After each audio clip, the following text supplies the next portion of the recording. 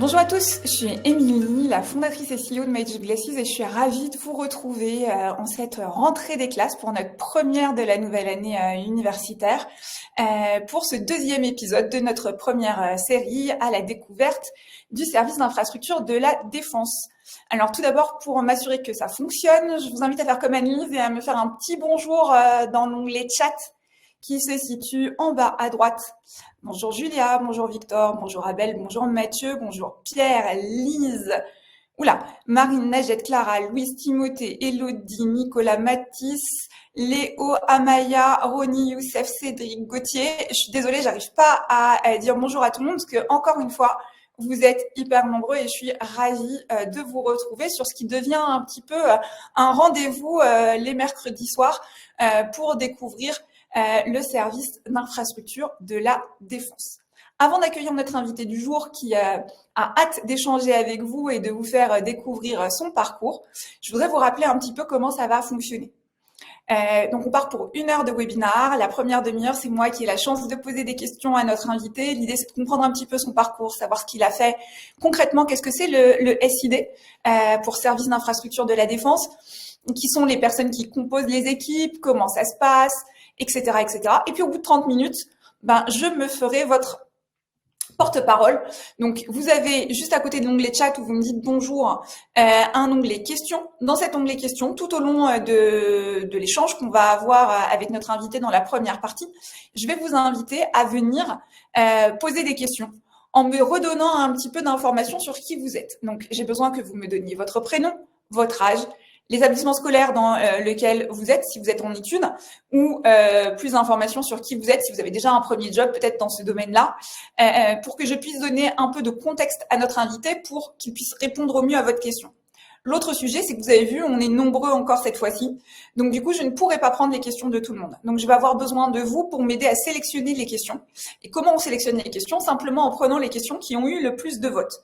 Donc, écoutez ce qu'on dit avec notre invité sur la première partie, mais en même temps, allez regarder l'onglet questions en parallèle, allez voter pour les questions qui vous intéressent le plus. Comme ça, dans la deuxième demi-heure, je pourrai prendre les questions des personnes qui ont été les plus likées, les plus recommandées, et ça me permettra d'être sûr de prendre en priorité les questions qui vous tiennent à cœur. Voilà. Alors, j'espère que vous connaissez tous le SID avec les premiers éléments qu'on vous en a donné quand vous vous êtes inscrit à ce webinaire. Normalement, mon but, et vous me direz à la fin si j'ai réussi, c'est qu'avec notre invité, on vous donne tous les éléments pour que vous ayez vraiment une meilleure connaissance du service d'infrastructure de la Défense, que vous compreniez concrètement quelles sont ses missions et que pour ceux qui sont intéressés, vous puissiez vous projeter, pourquoi pas, à rejoindre le SID et suivre les pas de notre invité. Je crois que j'ai fait le tour des consignes, on va dire. Je suis vraiment ravie de vous voir encore très, très nombreux ce soir. Et puis, sans plus attendre, je vais inviter l'ingénieur en chef Frédéric Cerda à nous rejoindre pour vous en dire un petit peu plus sur son parcours et vous donner plus d'éléments sur son quotidien, parce que c'est le but de nos webinaires, vous aider à vous plonger au cœur du service d'infrastructure de la Défense. Bonjour Frédéric, vous allez bien? Bonjour Émilie, bonjour à tous, très heureux de vous retrouver. De même, merci à Frédéric de prendre cette heure avec nous pour partager votre quotidien à nos jeunes spectateurs qui ont envie d'en savoir plus sur le service d'infrastructure de la Défense et qui, au travers de votre parcours, vont pouvoir se projeter, mieux comprendre concrètement ce que le service propose et pourquoi pas, on l'espère tous, vous rejoindre demain ou dans quelques années en fonction de où ils en sont dans leur parcours scolaire, universitaire ou ils sont déjà dans le monde professionnel. Frédéric, vous savez qu'il y a une petite coutume dans nos webinaires à la découverte d'eux, c'est de commencer par la carte d'identité de notre invité. Donc, si ça vous dit de vous prêter au jeu, je vous propose de se lancer. C'est un premier échange assez rapide, un peu de ping-pong, pour comprendre un petit peu très rapidement qui vous êtes. Alors, la première question, c'est votre grade. Est-ce que vous pouvez nous le redonner et nous expliquer aussi comment on vous appelle dans le monde militaire? Comment on doit s'adresser à vous, même si moi, je ne suis pas trop le protocole et que je vous appelle Frédéric. Alors, je suis l'ingénieur en chef de première classe Frédéric Cerda. Donc mon appellation, c'est ingénieur en chef de première classe. Et c'est l'équivalent dans les armées de colonel ou de capitaine de vaisseau pour la marine. Super. Depuis quand vous êtes au SID? Alors, je suis au SID depuis 25 ans.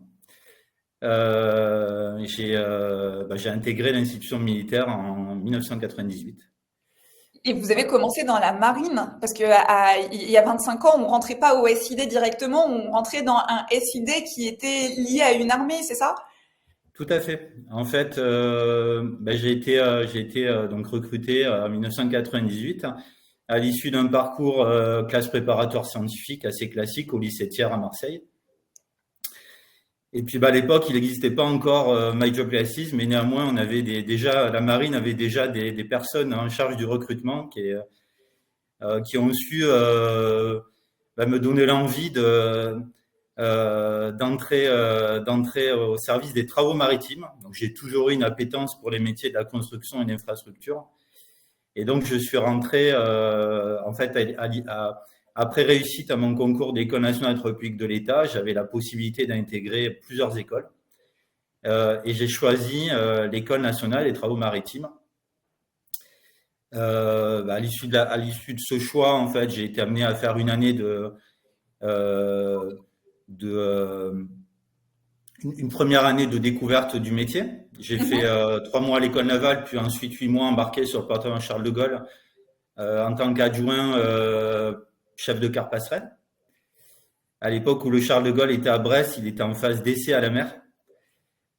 Et puis ensuite, j'ai enchaîné par 3 années d'école d'ingénieur à Vaux-en-Velin, à l'ENTPE, sur un parcours très classique voilà,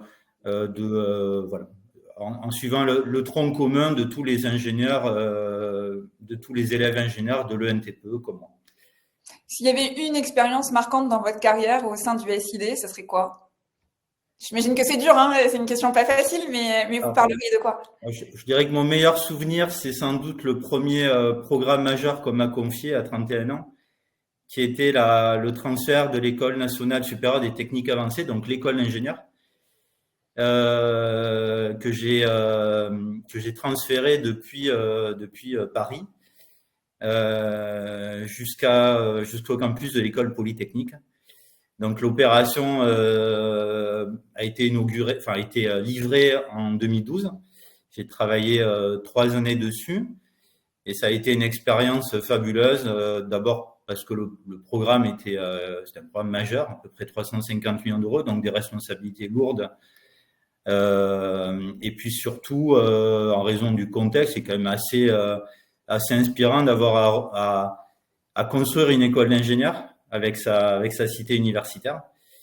Voilà, ça reste une expérience très marquante pour moi. Et l'expérience qui a été le plus gros challenge, on va dire, le moment où c'était un peu plus challengeant. On ne peut pas dire que c'est la moins bonne expérience, mais c'est celle qui a été la plus challengeante. Je n'ai pas d'autres mots pour expliquer ça. Bon, je vais dire que c'est mon poste actuel. Donc, je suis en charge actuellement de l'accueil d'un énorme programme d'infrastructure qui vise à accueillir la nouvelle classe de sous-marins d'attaque sur la base navale de Toulon.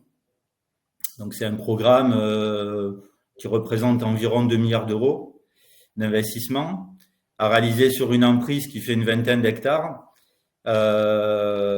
Avec comme particularité que cette emprise abrite également des infrastructures nucléaires et donc on doit gérer de très fortes contraintes de coactivité avec le fonctionnement du site.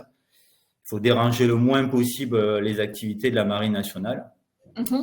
Et donc c'est une opération majeure qui nécessite de relever des challenges quotidiens d'organisation, de technique, de complexité technique, de travailler en équipe également, parce qu'il y avait beaucoup d'intervenants sur cette opération.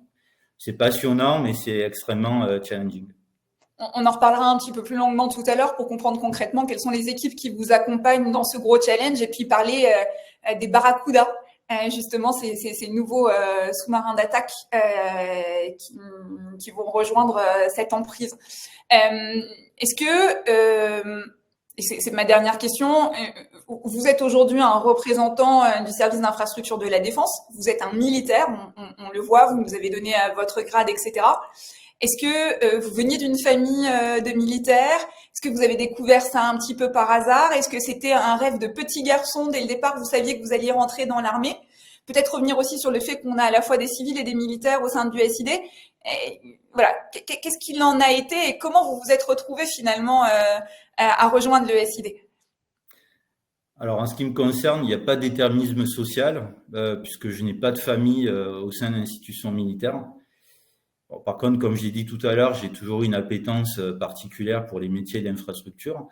Et c'est vraiment la force de conviction, le talent des personnes en charge du recrutement au sein du service des travaux maritimes de l'époque qui m'a convaincu de rejoindre ce qui est devenu plus tard le service d'infrastructure de la défense. Voilà, donc pas de terreau familial, juste une forte motivation et j'ai croisé les bonnes personnes qui ont su m'instiller l'envie de rejoindre cette belle institution. J'ai noté que fin des années 90, il y avait déjà dans la marine des ambassadeurs qui créent des belles rencontres et qui vous ont inspiré. Super. Tout à fait. Ils n'étaient pas encore sur le net, mais ils existaient déjà, effectivement. On essaye juste de reproduire ce qui se fait en le rendant accessible au plus grand nombre. Mais l'idée est là et c'est la rencontre qui fait souvent la différence et c'est ça qui est positif. Si on en revient à votre parcours, alors on a à peu près 15 minutes pour faire toute votre carrière et elle est grande et intéressante. On va peut-être y aller par étapes et de manière rapide. Peut-être pour faire comprendre rapidement à un jeune qui intégrerait demain le service d'infrastructure de la défense. Donc, on a compris que c'est pas comme à votre époque où en fait quand vous êtes rentré, c'était par armée. Là, le SID est global. Si je sors du SID demain et que je suis un peu votre carrière, à quel type de poste je vais pouvoir me retrouver? Quelles vont être mes responsabilités en sortie d'école, en premier poste, dans les premières années? Très bien. Alors, je pense que ma carrière offre un exemple du panel de postes qu'on peut occuper effectivement en tant qu'ingénieur au sein du SID. Alors moi, concrètement, ma sortie d'école en 2002, j'ai été affecté à Toulon, dans la garnison de Toulon, en tant que chef d'une antenne infrastructure. Donc, c'est une antenne territoriale qui a pour mission de soutenir les forces dans le périmètre géographique sur lequel elle a compétence. Donc là, en l'occurrence, je soutenais les unités qui étaient en presqu'île de Saint-Mandrier, donc c'est une presqu'île qui est au large de Toulon, et puis également les infrastructures de la marine en Corse. Donc j'ai occupé ce poste pendant 3 années. J'avais une équipe d'une quinzaine de personnes, des techniciens, quelques ingénieurs, du personnel également administratif. Et donc, on s'occupait de la gestion du soutien local des infrastructures sur ce périmètre géographique.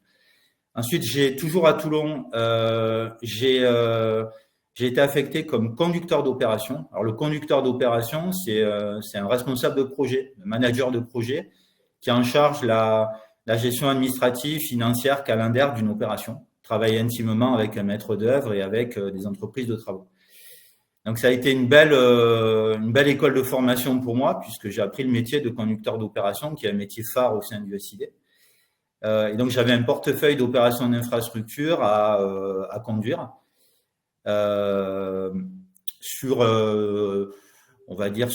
autour de la base navale de Toulon.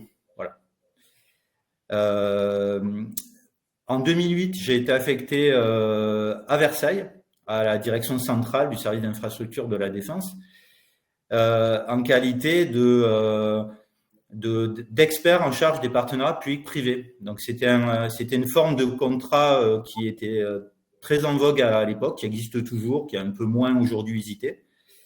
Et donc, j'ai eu la responsabilité de conduire une opération en propre où j'étais chef de projet, qui était l'ENSTA, j'en ai parlé tout à l'heure. Donc, le transfert de l'École nationale supérieure des techniques avancées à Palaiseau. Et puis, j'ai également contribué au programme majeur de regroupement des services centraux et des états-majors du ministère de la Défense dans le quartier de Ballard à Paris. Une opération phare, puisqu'elle représentait l'ordre de 4 milliards d'euros, montée en contrat de partenariat avec beaucoup d'intervenants. Donc, j'étais un des maillons d'une chaîne qui était longue. J'ai contribué par le biais essentiellement de la passation de marché d'assistance à maîtrise d'ouvrage, et puis j'étais également en charge du montage des dossiers de financement, qui montaient jusqu'au ministre des Armées de l'époque. Vous avez aussi, à un moment donné dans votre carrière, eu l'opportunité de partir une fois travailler dans un pays étranger et une fois de faire une opération extérieure. On va bien séparer les deux parce que ce n'est pas la même chose. Est-ce que vous pouvez peut-être nous parler aussi de ces deux expériences et de justement quelle est la différence de travailler dans un pays étranger sans être en OPEX et après de participer à une opération extérieure? Vous nous racontez les deux cas? Tout à fait. Alors, donc j'ai été affecté effectivement en 2011 au Sénégal, en séjour à l'étranger, en famille, au sein des éléments français du Sénégal. Donc j'ai été en charge au sein d'une direction d'infrastructure de la défense basée au Sénégal. J'ai été chef du bureau gestion du patrimoine en charge de soutenir les emprises françaises qui étaient en fait mis à disposition au profit des armées françaises par le gouvernement sénégalais en déclinaison d'accords de défense qui existent toujours aujourd'hui. Donc c'est une très belle expérience parce que je me souviens en particulier, je garde un souvenir ému des actions de coopération civilo-militaire que j'ai eu l'occasion également auxquelles j'ai eu l'occasion de participer. Donc j'ai travaillé notamment sur la rénovation d'une maison de quartier à Ouakam ainsi que sur la rénovation d'une résidence étudiant à Dakar. Et puis l'objet principal malgré tout de la mission prioritaire, c'était évidemment le soutien au stationnement des forces françaises au Sénégal. Donc, on a administré le patrimoine, on rénové les infrastructures, on avait quelques projets neufs également. Voilà. Et effectivement, j'ai également, quelques années plus tard, en 2015, été projeté en opération extérieure. En l'occurrence, c'était en Jordanie, c'était début 2015. Et là, j'ai été en charge de construire la base vie d'un détachement français qui était installé en Jordanie, à l'invitation évidemment du gouvernement jordanien. Et donc, j'ai contribué à l'amélioration des conditions de vie et de travail de ce détachement sur place.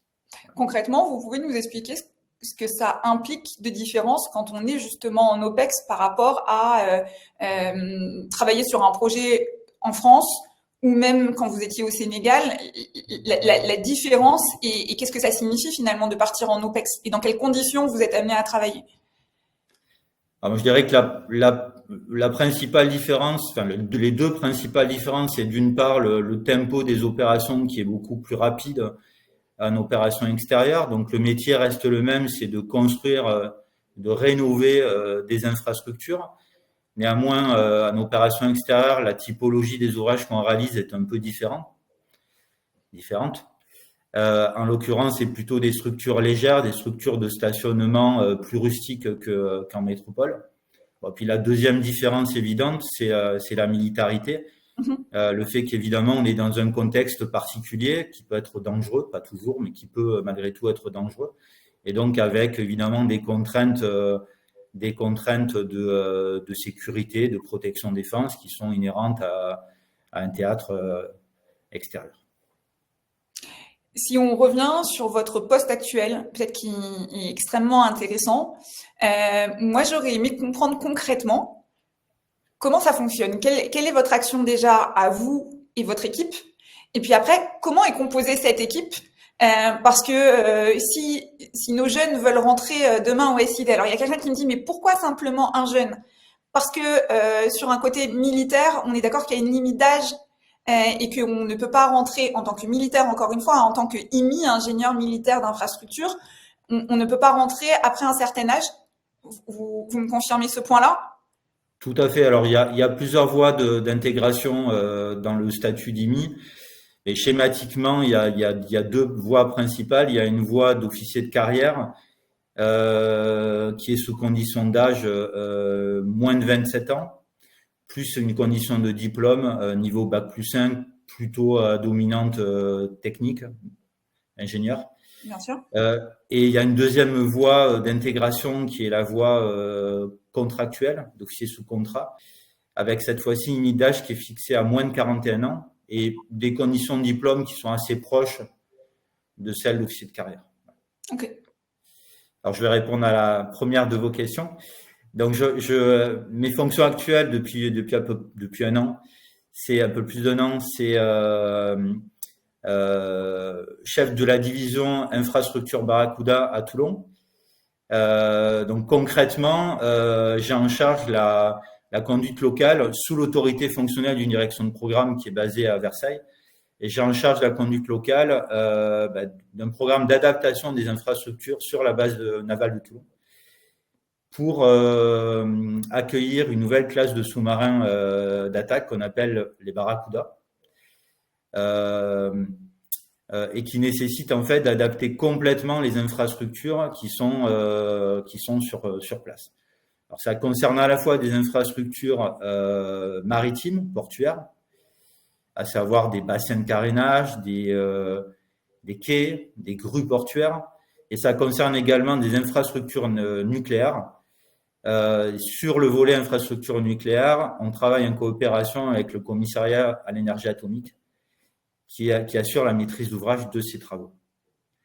L'équipe, elle est composée de combien de personnes et quels sont les différents postes parce qu'en fait, pourquoi je demande ça, c'est que et je reviens sur les jeunes et je suis désolée pour toutes les personnes qui se rendent compte qu'en fait sur le côté militaire ce sera pas possible. Alors sur le côté civil c'est un peu plus ouvert quand même parce qu'il y a aussi des civils au sein au sein du SID, mais les personnes qui vont rejoindre demain et qui pourraient par exemple venir dans votre équipe ne commenceraient pas directement ingénieur en chef de première classe. Donc seraient sur des postes avec moins de responsabilités dans un premier temps, ce qui est normal.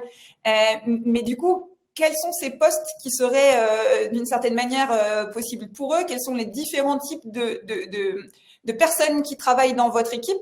Est-ce que vous êtes sur une grosse équipe?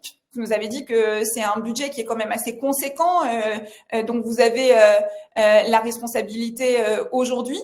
Et l'idée, c'est vraiment de rentrer concrètement un peu dans votre quotidien pour vraiment comprendre concrètement comment ça marche et qu'est-ce que ça veut dire. Parce que on comprend, je pense qu'on contribue à un nouveau projet, on contribue à accueillir demain les sous-marins de nouvelle génération de classe Barracuda. Mais concrètement, combien de temps ça prend de mener un projet de A à Z? Quels sont les rôles et responsabilités de chacun? Et comment toutes ces personnes ensemble permettent la création de ces infrastructures? Très bien. Alors, je suis à la tête d'une équipe d'une centaine de personnes, dont environ 70 ingénieurs civils et militaires, et 33, en l'occurrence, j'encadre 33 ingénieurs militaires d'infrastructure. Donc, on est sur un ratio à peu près d'un tiers de personnel militaire, d'IMI, et 2/3 de personnel civil, fonctionnaire ou contractuel. Donc, parmi les métiers structurants au sein de mon équipe, je dirais, je les classerai en 3 catégories. Il y a les métiers de conducteur d'opération et de maître d'œuvre. Alors, j'en ai un petit peu parlé tout à l'heure. Donc, la conduite d'opération, c'est le management de projet, et la maîtrise d'œuvre, c'est vraiment la responsabilité des études de conception et du suivi des travaux. Voilà. La deuxième catégorie de métiers qui sont indispensables pour la conduite d'un programme majeur tel que l'accueil des Barracuda à Toulon, c'est tous les métiers liés à l'ordonnancement, au pilotage, à la coordination. En fait, il y a énormément de problématiques de coactivité, puisque, comme je l'ai expliqué tout à l'heure, on parle de travaux de l'ordre de 2 milliards à réaliser sur une emprise qui est assez petite, tout en maintenant en activité le site. Donc, ça nécessite beaucoup d'ingénierie, de pilotage, de coordination, d'ordonnancement. C'est un métier en soi. Et puis la troisième catégorie, je dirais, c'est tous les métiers en lien avec la sûreté nucléaire au sens large. Donc, ça inclut des ingénieurs de sûreté nucléaire, ça inclut des experts techniques qui sont référents, experts dans des domaines particuliers indispensables pour la conduite d'un programme de ce type-là. Voilà. Donc, c'est un panel finalement assez large de compétences. J'accueille beaucoup de jeunes dans mon équipe. En fait, j'ai même une majorité de jeunes ingénieurs. Donc, on pourrait dire aussi que c'est une bonne école de formation. La moyenne d'âge doit être de l'ordre de 30 ans, je dirais. Entre 30 et 35 ans, pas plus. Et effectivement, comme vous l'avez souligné tout à l'heure, on ne démarre pas sa carrière ingénieur en chef de première classe. Il y a un parcours de carrière à réaliser. L'objectif, c'est de prendre des jeunes en sortie d'école, déjà avec un niveau de formation, un socle technique initial qui est intéressant, de niveau ingénieur en général, et de les mener le plus loin possible. Et puis, j'ai envie de dire, tout est ouvert. Alors justement, vous disiez que vous aviez beaucoup de jeunes dans votre équipe, certains qui sortent d'école et pour qui c'est le premier poste.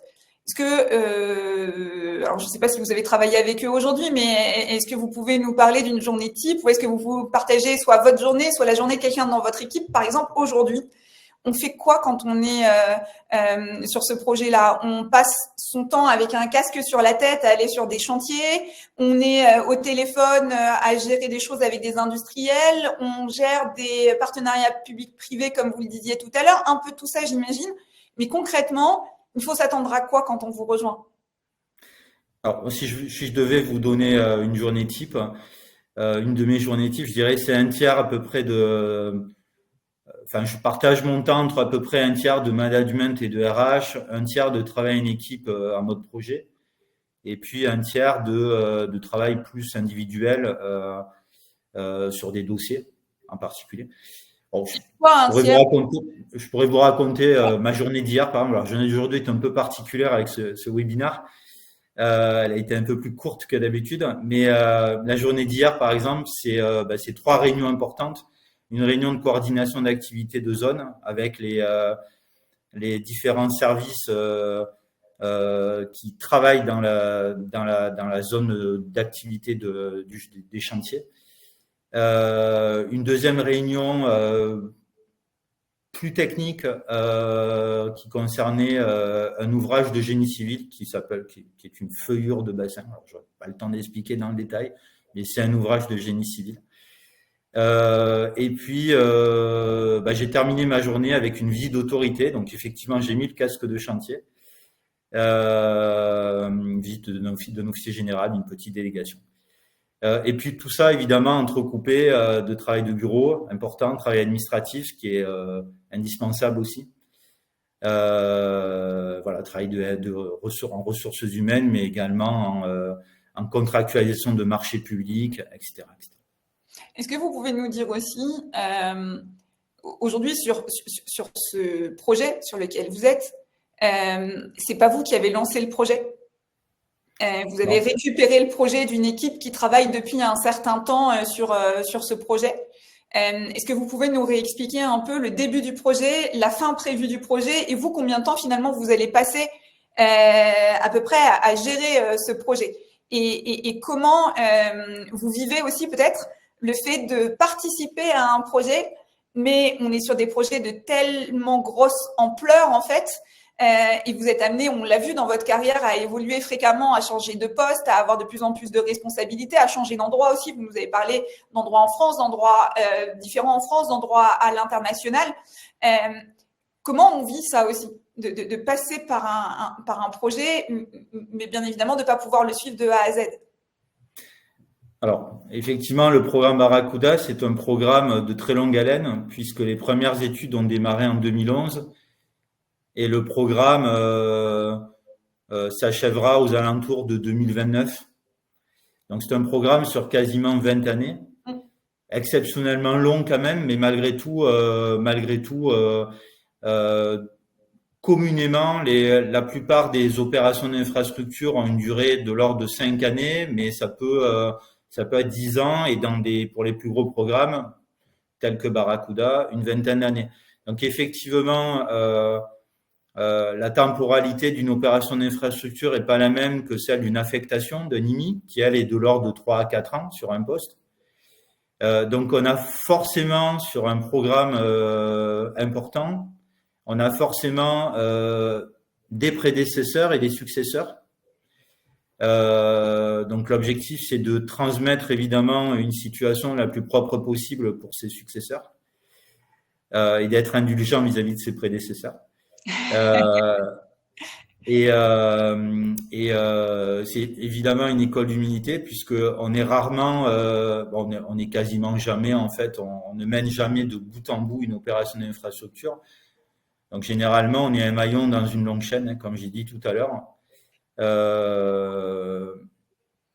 Voilà. Et en 2029, je suis fière d'avoir contribué au projet, même si à ce moment-là, ce sera plus vous qui aurez apporté la pierre finale à l'édifice. Mais quand ce projet sera inauguré et sera célébré, finalement, l'ensemble des équipes qui ont travaillé dessus pourront être fiers d'avoir contribué et d'avoir été une partie prenante de ce projet. Tout à fait. Voilà, les programmes d'infrastructure sont des écoles d'humilité, encore une fois, parce qu'on est sur du temps long. Donc on n'est qu'un maillon dans une longue chaîne. On ne fait que transmettre finalement une situation jusqu'à l'aboutissement d'un projet, jusqu'à la livraison de l'ouvrage qui nous survivront bien après la fin de notre carrière. Donc en même temps, c'est aussi la noblesse du métier puisque quelque part on construit des ouvrages, on laisse une empreinte derrière soi. Voilà. Parfait. Eh bien, ça nous amène à la fin de la première partie. Donc, on va passer à la partie questions de nos auditeurs, de nos spectateurs. Je vous invite, si ce n'est pas déjà fait, à aller voter pour les questions qui vous parlent le plus. Comme ça, je vais pouvoir filtrer les questions par vote. Et donc, du coup, la première question, c'est une question de Baptiste, qui est chef de projet en MOA. Et sa question, c'est est-ce que votre quotidien intègre le renforcement militaire classique, c'est-à-dire des séances de sport, de l'amélioration au tir, de l'entraînement, etc. Quelle est la part du côté militaire, en fait? Parce que dans ce que vous nous avez raconté, finalement, vous avez des équipes civiles aussi qui contribuent de la même manière que vous au projet. Alors, ils partent pas en OPEX, j'imagine. Mais concrètement, au-delà de la tenue que l'on voit aussi, est-ce qu'il y a une routine militaire qui reste aussi dans votre quotidien? Je pense que c'est ça la question de Baptiste.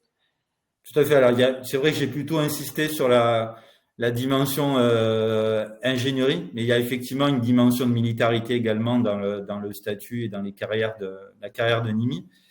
Très concrètement, on est tenu de garder une forme physique satisfaisante puisqu'on est amené à être projeté parfois au pied levé, ça peut arriver, au moins une fois dans sa carrière et parfois davantage. Donc on a un certain nombre effectivement une hygiène de vie à respecter, j'ai envie de dire, notamment des épreuves sportives annuelles, mais au-delà, j'ai envie de dire, il faut s'entretenir tout simplement. C'est pas que des contraintes. C'est vous qui vous mettez des limites tout seul, c'est-à-dire que vous décidez de donner un certain temps de sport ou de vous entretenir, mais il n'y a pas quelque chose qui soit extrêmement codifié ou carré à faire. Non, okay.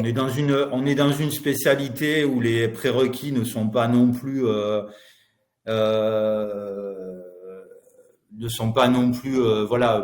placés à des niveaux insurmontables. L'objectif, c'est juste d'être en bonne santé de manière à être projetable en tout temps. S'agissant des créneaux de sport, on a généralement 2 créneaux de sport prévus dans la semaine. J'ai envie de dire laissés à disposition de chaque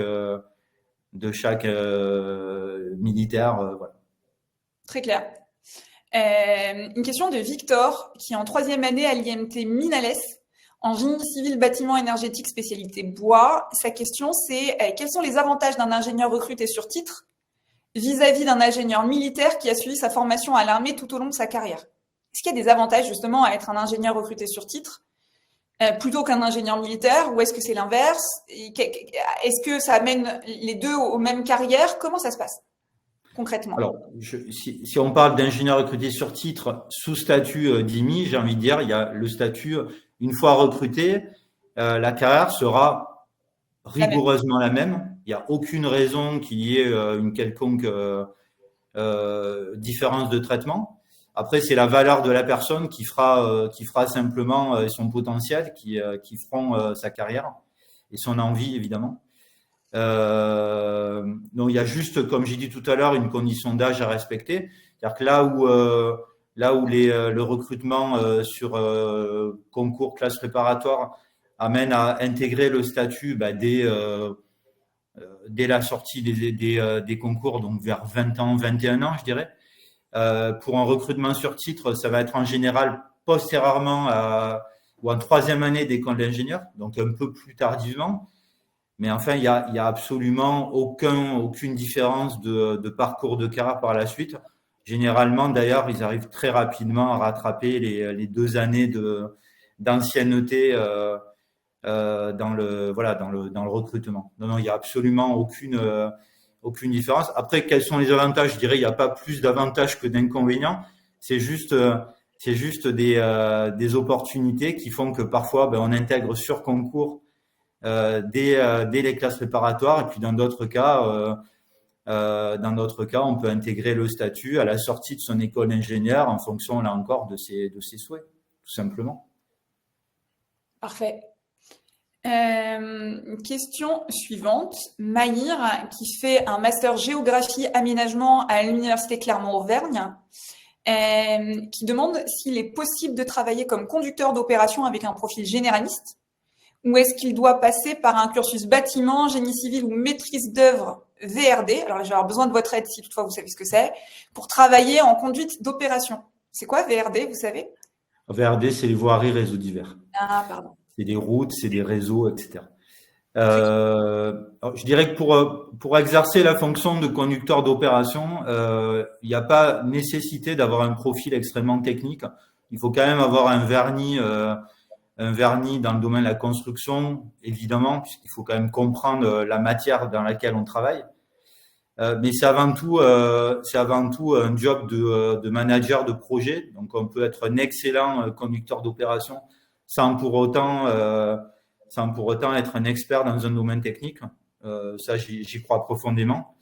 Il y a d'excellents conducteurs d'opération qui n'ont pas été, par exemple, maîtres d'œuvre dans leur carrière. Donc, c'est absolument pas un prérequis.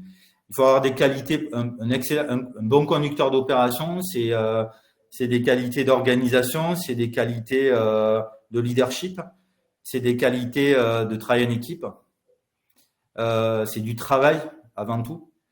C'est pas nécessairement des qualités, des compétences techniques extrêmement poussées. Très clair. On a une question de Luc, qui est architecte ingénieur à ENSAL de l'INSA Lyon, qui demande par rapport à une équipe de maîtrise d'œuvre classique, en phase d'études, quelles compétences les ingénieurs de votre service rassemblent-ils? Il parle par exemple de conception architecturale, de structure, de thermique, etc. Est-ce que vous pouvez nous parler un peu de ces éléments-là?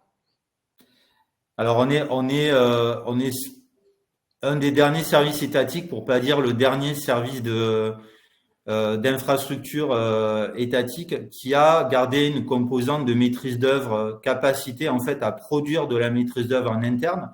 Donc on a au sein du SID, chez les IMI, mais également auprès de nos ingénieurs et nos techniciens civils, on a des compétences en architecture, des compétences en ingénierie technique poussées, et donc la capacité à produire notre propre maîtrise d'œuvre. Après, j'ai envie de dire, c'est un choix d'allocation de ressources. On garde cette compétence de manière, par exemple, à pouvoir être projeté en opération extérieure et à pouvoir en fait développer des opérations d'infrastructure en autonomie sur un théâtre extérieur. Pour autant, en métropole, on externalise de plus en plus la maîtrise d'œuvre auprès de bureaux d'études, auprès de cabinets d'architecture. Mais on a gardé la capacité à produire de la maîtrise d'œuvre interne en tant que nécessité, j'ai envie de dire, voilà, en fonction du profil des opérations. On a Thomas, qui est un étudiant en dernière année de l'école d'ingénieurs généralistes, l'ECAM, qui demande plus d'informations sur le sujet de la mobilité. Comment se fait votre affectation sur une base? Est-ce que vous avez le choix de vos affectations? Comment ça marche? Alors, effectivement, la mobilité, c'est une des composantes essentielles déjà on va dire du statut de militaire et puis a fortiori du statut d'ingénieur militaire d'infrastructure. Effectivement, on est appelé dans une carrière à bouger un certain nombre de fois. Alors, c'est de la mobilité fonctionnelle, mais également de la mobilité géographique. Personnellement, j'en suis à ma 7e affectation géographique, par exemple. Vous n'avez pas eu le choix? En dehors même de l'OPEX. Non, j'ai pas eu le choix. Cela étant, c'est pas non plus. Moi, je considère que c'est une richesse aussi. C'est aussi, c'est très enrichissant de pouvoir découvrir de nouveaux milieux, tout simplement, de nouvelles équipes également. D'autres unités également à soutenir. On peut orienter notre mobilité, on est acteur jusqu'à un certain point de notre parcours de carrière, puisqu'on exprime des desiderata d'affectation, qui ne sont pas nécessairement satisfaits, mais en tout cas, on les exprime et le gestionnaire a quand même à cœur de les satisfaire au maximum. Voilà. Et question, parce que vous nous parliez de votre parcours à vous, qui était une entrée par la marine au départ. On comprend maintenant que ça a changé et que le SID est un service unique qui réunit l'ensemble des services d'infrastructure au profit des différentes forces armées. Est-ce qu'on a un choix d'ancrage ou pas du tout? Est-ce qu'on peut dire, moi je préférais travailler avec la marine ou je préférais travailler avec l'armée de l'air, ou pas forcément, et dans sa carrière, on va être amené à faire un peu des différentes armées. Comment ça marche par rapport à ça? Non, le choix du SID, ça n'a pas été de créer des ancrages par armée. D'accord. Ça peut exister dans d'autres corps corps interarmés, mais pas au sein du SID. On a effectivement une notion d'ancrage, mais plutôt sur des domaines techniques qui peuvent être les ouvrages maritimes, le nucléaire, les achats publics, l'environnement, etc. Mais on n'a pas d'ancrage par armée. Au contraire, la richesse du métier, c'est de pouvoir servir dans tout type de milieu, aussi bien sur des bases aériennes, sur des bases navales, au profit de l'armée de terre également. Moi-même, j'ai été amené à servir pendant 5 années sur une base aérienne. Pourtant, initialement, j'étais rentré par la voie marine. Et j'ai été amené à servir pendant 5 années, de 2017 à 2022, sur la base aérienne de Distre.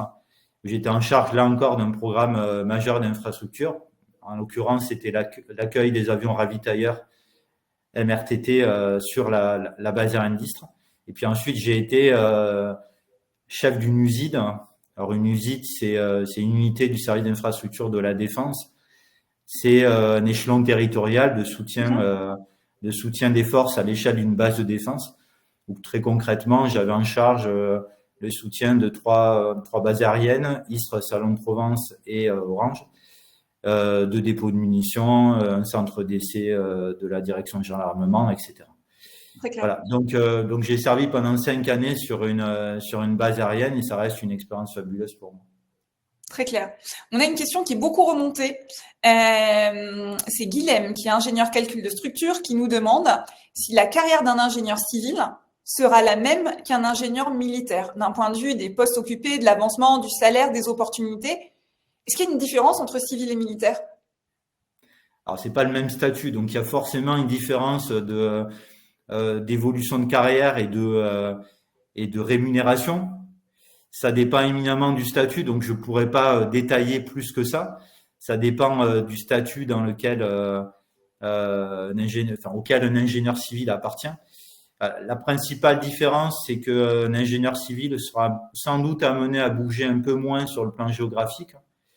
Néanmoins, évidemment, là encore, si un ingénieur civil qui souhaite dynamiser sa carrière, de toute façon, ça le conduira très certainement à accepter la mobilité géographique, mais en tout cas, c'est pas une obligation. En termes d'opération, en termes de tâches à réaliser, de missions à accomplir, je dirais c'est exactement les mêmes, à l'exception évidemment de la projection en opération extérieure, puisque bien entendu, seuls les militaires sont projetés en opération extérieure. Voilà.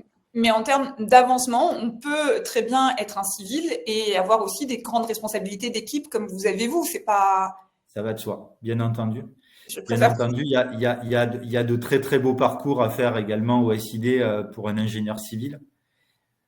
Encore une fois, sous différents statuts, mais en tout cas, il y a de très très beaux parcours.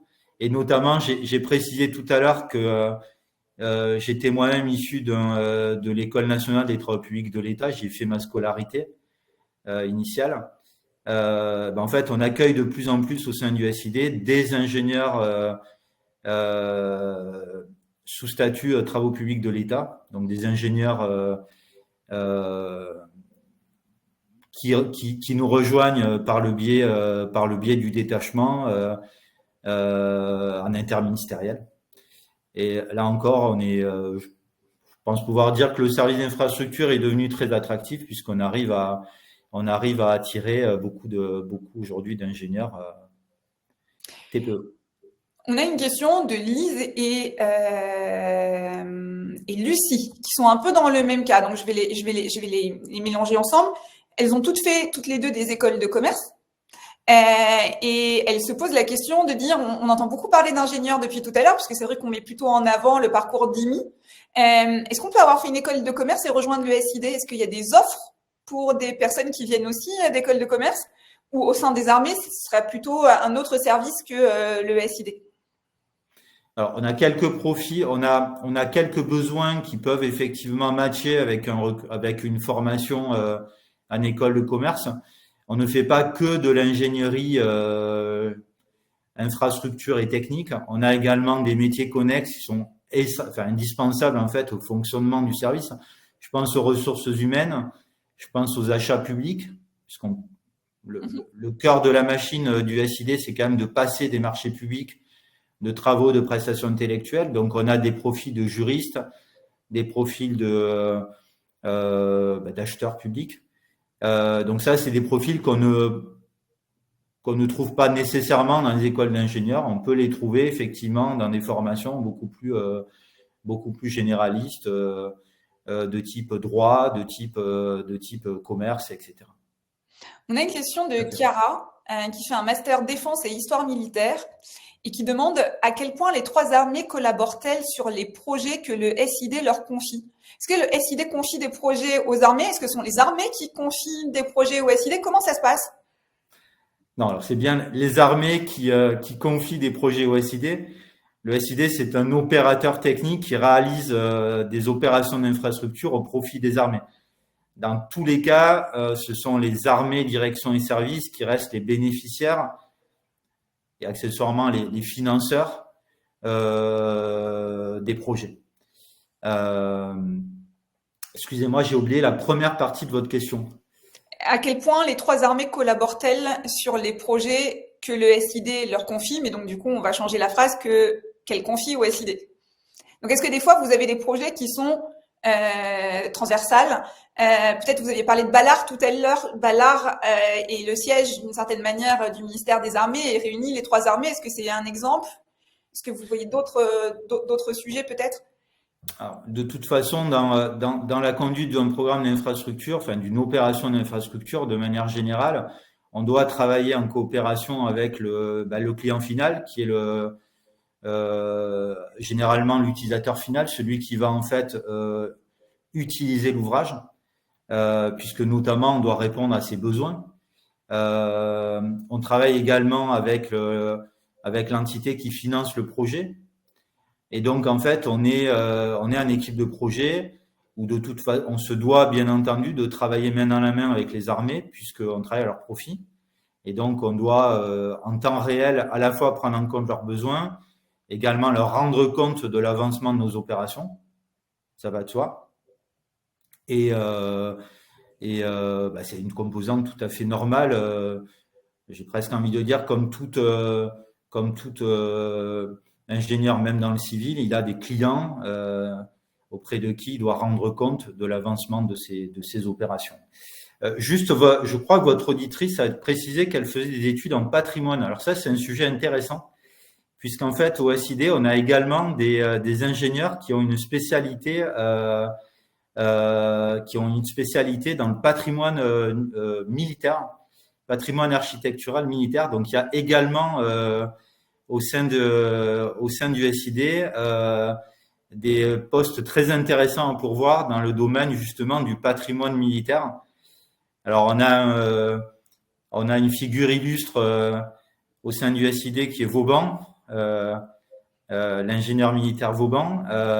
Bon, d'aucuns peuvent visiter les ouvrages qu'il nous a laissés, dont un certain nombre sont classés au patrimoine mondial de l'UNESCO. En tout cas, on a au sein du SID des ingénieurs civils et militaires qui sont spécialisés dans le patrimoine militaire. On en a absolument besoin puisqu'on a un certain nombre de nos ouvrages qui sont classés ou inscrits monuments historiques au sens large. Et donc, on a besoin de travailler, de prendre en compte ces aspects-là dans nos opérations. Bon ben, Chiara, tu as entendu, il y a quelque chose autour des sujets patrimoine.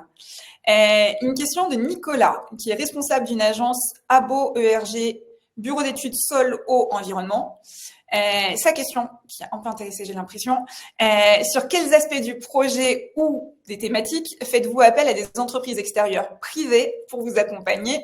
Techniques réglementaires, environnement, économie circulaire, etc. Est-ce que vous faites appel justement à ce type de structure et comment ça fonctionne? Tout à fait. On fait constamment appel à des entreprises privées pour nous accompagner. Alors d'abord, comme j'ai dit tout à l'heure, le SID, c'est une machine à passer des marchés publics. Donc ces marchés publics, ils sont bien passés à des entreprises privées, qui peuvent être des entreprises de travaux, puisque c'est essentiellement les entreprises qui construisent. On a une capacité de réalisation en régie essentiellement sur de la maintenance, mais les ouvrages dès qui dépassent une certaine ampleur, de toute façon, sont systématiquement externalisés auprès d'entreprises de travaux civils. Et on fait également appel à des bureaux d'études, à des cabinets d'architecture, à des assistants en maîtrise d'ouvrage. Donc, votre auditeur tout à l'heure parlait de bureaux d'études géotechniques, si j'ai bien compris. Donc, c'est une composante essentielle des études qu'on doit réaliser préalablement à une opération. Donc, c'est la partie études de sol, en fait. Évidemment, le seul moment dans une carrière où on réalise des ouvrages en propre, c'est en opération extérieure où on peut soit faire appel à des entreprises civiles locales dans le pays étranger où on est, soit faire appel dans des conditions particulières à de la main-d'œuvre militaire. On a quelques unités au ministère des Armées qui ont une capacité de réalisation en propre, donc avec des régiments, des unités de projection qui ont une capacité à construire eux-mêmes des infrastructures. En général, c'est de l'aide au déploiement sur les théâtres extérieurs, donc ça dure quelques semaines jusqu'à ce que le SID intervienne pour construire des infrastructures en dur pour assurer du stationnement de long terme. Il nous reste peu de temps, donc je vais essayer de prendre 2 ou 3 dernières questions. Adrien, qui est ingénieur système chez Thales, demande quelle est l'importance des aspects de cybersécurité dans les nouvelles infrastructures et à quel type de menaces cyber sont-elles exposées, virus, intrusions, etc. Alors c'est un enjeu majeur, effectivement. C'est un enjeu majeur pour les années à venir. Le ministère des Armées a dû bien entendu prendre en compte cet aspect-là, au même titre que les industries et les ministères civils. Donc, là encore, il y a de très beaux postes, y compris d'ailleurs dans ma division, des postes à pouvoir en cybersécurité. Donc, si votre auditeur est intéressé par un parcours d'IMI, on l'accueillera à bras ouverts dans la spécialité cybersécurité. Il y a d'énormes enjeux de recrutement et d'enjeux opérationnels dans ce domaine-là. Super. Je reprends question de Louise, qui est administrateur des affaires maritimes. Elle nous demande quels sont les impacts ou les conséquences du programme Barracuda sur la modernisation de la flotte de la Marine nationale en parallèle des prochains sous-marins nucléaires lanceurs d'engins de 3e génération. La question est très précise. Donc le programme Barracuda vise à accueillir une nouvelle classe de sous-marins nucléaires d'attaque. Donc on participe évidemment à la modernisation et à l'adaptation des infrastructures pour l'accueil d'un nouveau système d'armes que sont les SNA de type Barracuda. Les sous-marins nucléaires lanceurs d'engins de 3e génération, c'est un projet qui n'est pas mené à Toulon, puisque Toulon n'est pas le port-base des SNLE 3G. C'est plutôt en Bretagne, du côté de l'île Longue, qu'un projet existe, un projet de très longue haleine également, qui va être sans doute à peu près de la même ampleur que le programme Barracuda. C'est un programme qui est un peu moins avancé que le programme Barracuda, mais qui va occuper le SID pendant quelques années avec là encore d'énormes enjeux de ressources humaines et de postes techniques à pourvoir. Et c'est plutôt du côté de la Bretagne. Dernière question, parce qu'on arrive à la fin de l'heure, ça passe trop vite. Élodie, qui nous dit qu'elle a 40 ans en cours de réorientation professionnelle vers le SID en tant que civile, après 20 ans passés dans le secteur de la maison individuelle. Qu'est-ce qu'elle nous dit, Élodie? Elle demande si l'aspect environnemental est intégré dans les nouveaux projets d'infrastructure, et si c'est le cas, comment ça se reflète dans vos projets? Oui, l'aspect environnemental est devenu une composante essentielle de nos opérations. J'irais dire à plusieurs titres. On œuvre le SID. Alors, je ne l'ai pas développé dans ma présentation, mais le SID est acheteur de l'énergie au profit du ministère des Armées. Toutes les formes d'énergie, sauf les carburants opérationnels. Donc, on achète l'électricité, on achète le gaz, notamment au profit de tout le ministère des Armées. On est très impliqué dans tout ce qui est diminution des consommations énergétiques. On est également impliqué sur tout ce qui est préservation de la biodiversité. En fait, le ministère des Armées, c'est le plus gros propriétaire foncier immobilier de France. On a à peu près 40% du patrimoine foncier de l'État. Donc, c'est absolument considérable.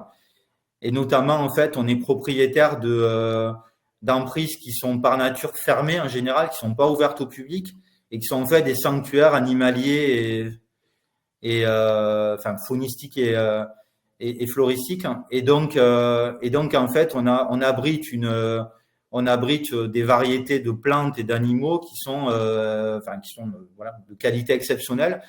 La plupart de nos emprises, je crois que c'est de l'ordre de 80%, bénéficient d'un classement au titre d'une réglementation environnementale. Alors, ça peut être la réglementation Natura 2000, ça peut être des zones naturelles, des parcs naturels, etc., des SNIEF, bon, sans trop rentrer dans les détails, mais effectivement, on est très impliqué sur les aspects environnementaux.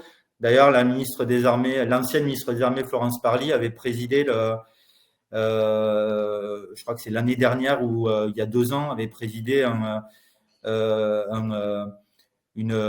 séminaire sur la biodiversité à l'échelle mondiale.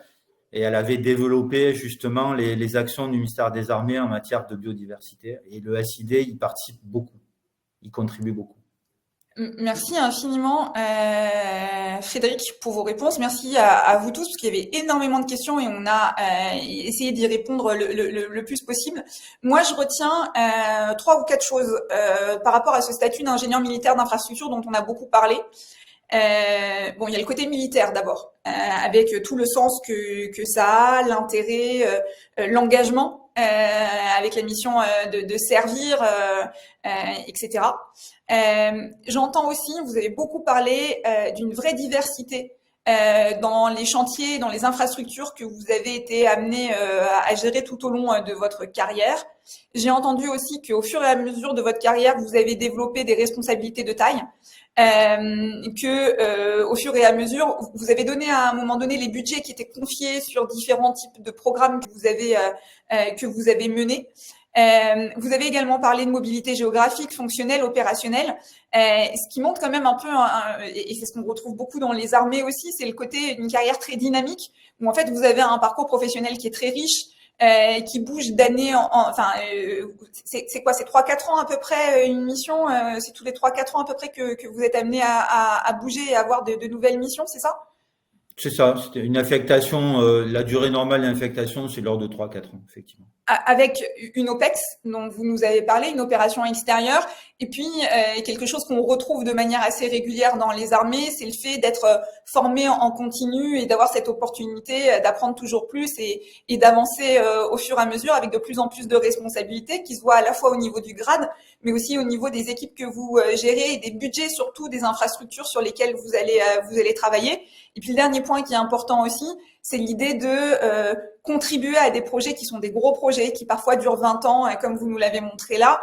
Et en fait, finalement, ce côté d'humilité qui est ressorti beaucoup, où vous récupérez, c'est une vraie chaîne à laquelle vous participez, un relais, où des nouvelles équipes arrivent au fur et à mesure, et vous avez cette volonté du travail bien fait et de laisser à votre successeur un projet qui avance bien pour qu'il puisse le porter jusqu'à sa fin, avec une vraie reconnaissance à la fin quand le projet est là, finalement d'être fier d'avoir participé et d'avoir contribué à des chantiers qui sont extrêmement importants et dont les armées, mais aussi parfois nous ou des populations civiles, vous en parliez tout à l'heure au Sénégal, vont bénéficier dans le cadre de l'ensemble des ouvrages auxquels vous contribuez.